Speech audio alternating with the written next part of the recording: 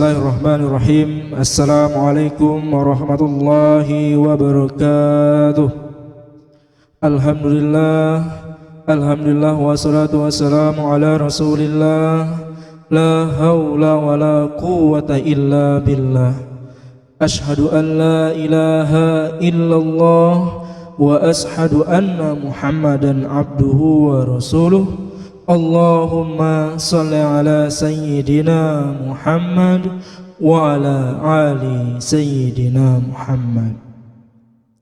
Jamaah kaum muslimin rahimakumullah, alhamdulillah kita panjatkan puji syukur kita kepada Allah Subhanahu wa taala. Pada hari ini masih memberikan kita nikmat sempat, nikmat iman dan nikmat sehat.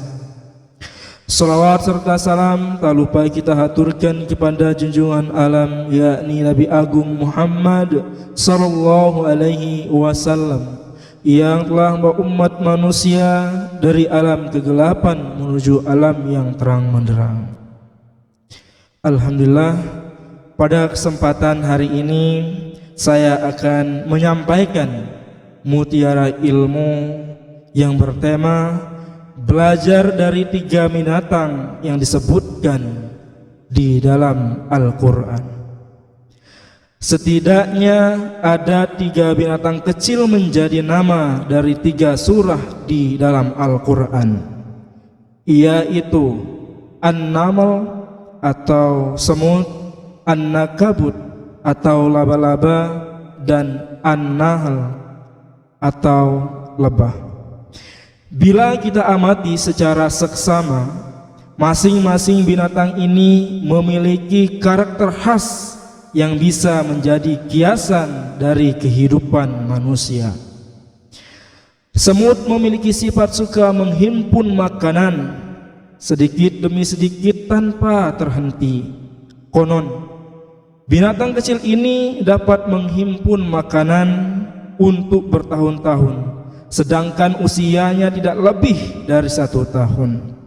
Keinginannya sedemikian besar sehingga ia berusaha dan seringkali berhasil memikul sesuatu yang lebih besar daripada badannya.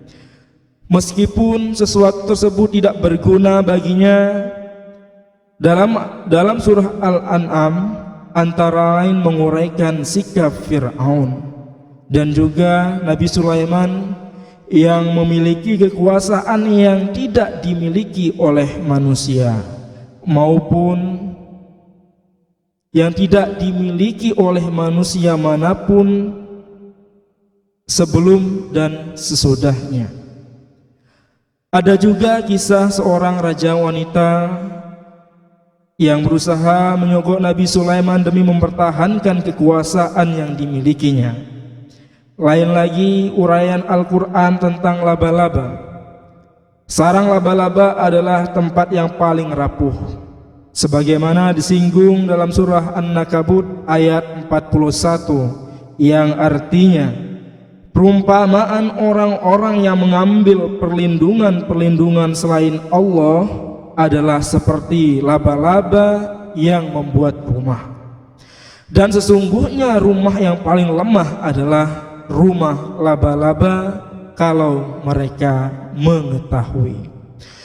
Rumah laba-laba bukan tempat yang aman. Apapun yang berlindung di sana atau terjebak di sana maka akan binasa.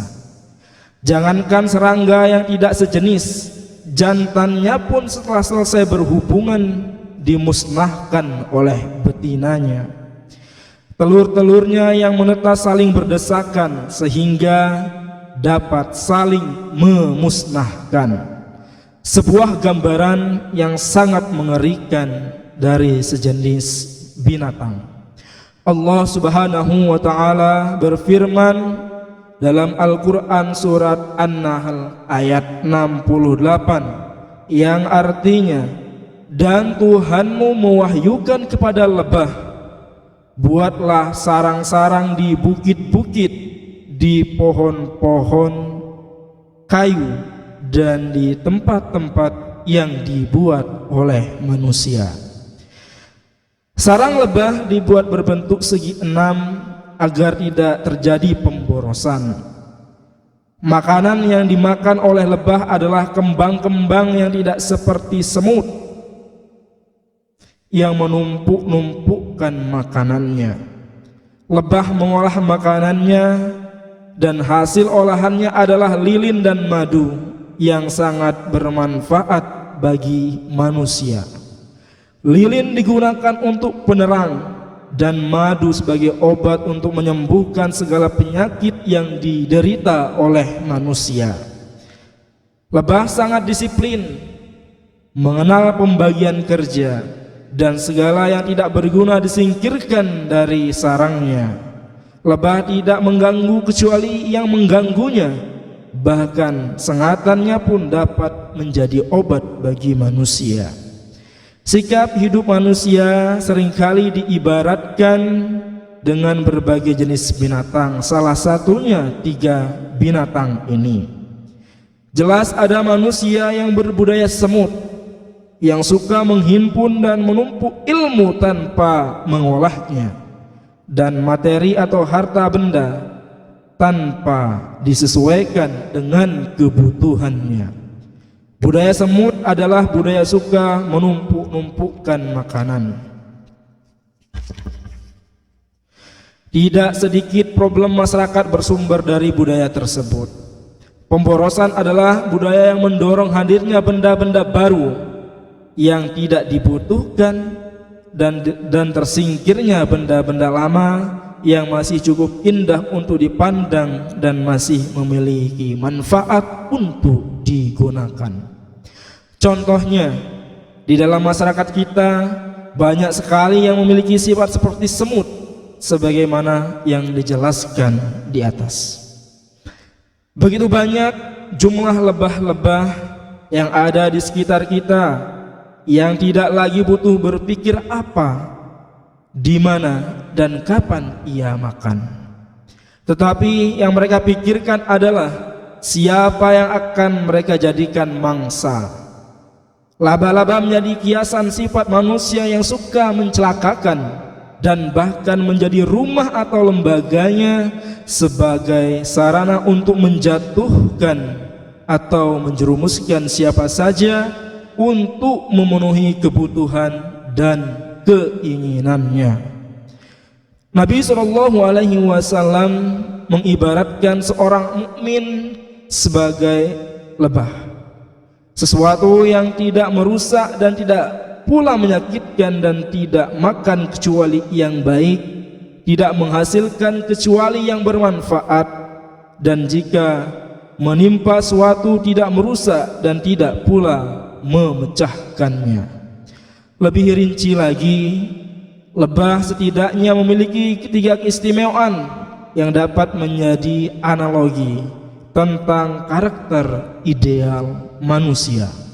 Pertama, lebah tidak merusak ranting ia hinggapi, sekecil apapun pohon tersebut.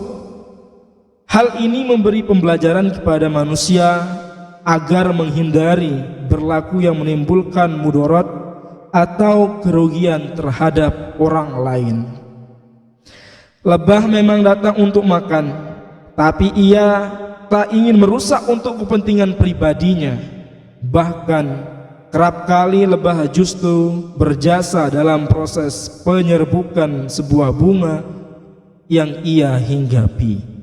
Kedua, lebah makan sesuatu yang baik-baik, yakni seperti bunga yang menggambarkan kepada manusia bagaimana harus mengkonsumsi makanan yang baik, dan baik cara mendapatkannya, dan baik pula manfaat yang dimilikinya. Ketiga adalah jika berada di sebuah tempat tidak membuat kekacauan, namun memberikan manfaat bagi lingkungannya, seperti lebah yang dapat menghasilkan madu dan lilin yang sangat bermanfaat bagi manusia. Demikianlah kiasan kehidupan lebah yang menjadi gambaran bagi kehidupan manusia yang ada di dunia ini. Hidup di dunia ini untuk mendapatkan keberkahan dari Allah Subhanahu wa ta'ala dan menebarkan kebaikan bagi seluruh semesta alam. Demikian yang dapat saya sampaikan, kurang dan lebihnya saya mohon maaf. Saya akhiri, wallahu muwaffiq wa ila sabilir rasyad. Wassalamualaikum warahmatullahi wabarakatuh.